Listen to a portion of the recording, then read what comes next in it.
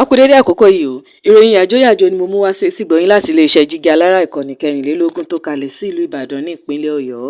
Tani Olabisi Ejide Balógun o tí ikú rẹ̀ ń gbomi lójú ọ̀pọ̀ òṣèré tíátà. Ṣe ni ayélujára pàápàá ojú òpó Instagram rẹ̀ ń gbóná ní ìrọ̀lẹ́ ọjọ́ àìkú náà fún ọ̀rọ̀ àárò àti ìbánikẹ́dùn èyí tó ń ṣe ọ̀pọ̀lọpọ̀ èèyàn ní ààyìn. Ọ̀rọ̀ ìbánikẹ́dùn náà kò sì ṣe lẹ́yìn ikú ìlúmọ̀ọ́ká obìnrin kan tí ọ̀pọ̀ mọ orúkọ rẹ̀ sí Olabisi Ejide Balógun èyí tó jáde sí ìgboro. Ọ̀pọ̀ àwọn òṣèré tíátà ṣe ni wọ́n bọ́ sórí ayélujára láti sọ̀rọ̀ ikú tó pa olóògbé náà pẹ̀lú onírúurú ọ̀rọ̀ ìbánikẹ́dùn. Èyí sì ló mú kí àwọn olólùfẹ́ náà béèrè pé ta ni Ejide tí ọ̀pọ̀ àwọn òṣèré tíátà yìí ń ṣe ìdárò ikú rẹ̀. Ìdí rèé tí oníròyìn fi tọpinpin láti mọ̀ sí nípa gbajúmọ̀ olóògbé yìí àti irú ikú tó pa á. Nínú ìwádìí gẹ́gẹ́ bí ohun tí ọ̀pọ̀ tó kéde lórí ikú rẹ̀ sọ o. Arábìnrin náà kì í ṣe òṣèré tíátà àmọ́ ṣá ó jẹ́ ẹni tó súnmọ́ ọ̀pọ̀lọpọ̀ àwọn òṣèré tíátà lórílẹ̀‐èdè Nàìjíríà. Pàápàá jùlọ o àwọn tó ń ṣe tíátà lédè Yorùbá. Àwọn tó mọ̀ ọ́n ó ti lè sọ wípé o ọ̀kan lára àwọn tó súnmọ́ gbajúmọ̀ aṣíwájú ẹgbẹ́ awakọ̀ lórílẹ̀‐èdè Nàìjíríà ni Musibau Ayinde Akínsànyà tí ọ̀pọ̀ mọ̀ sí MC Olúọmọ ni.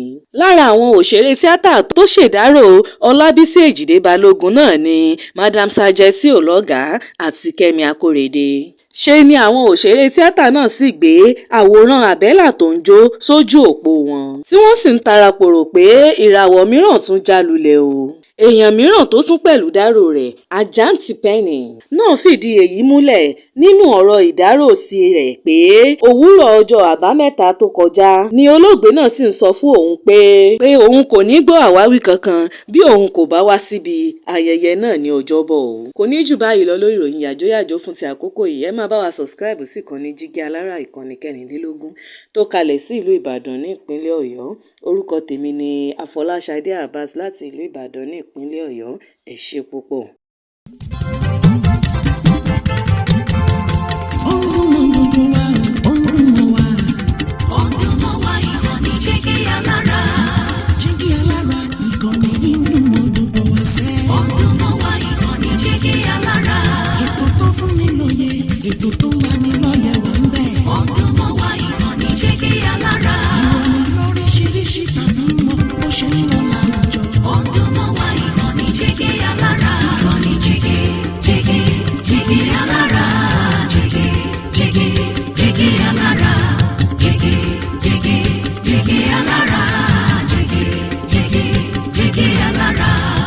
Ìkànnì Jígí Alára 24 bàbá gbogbo.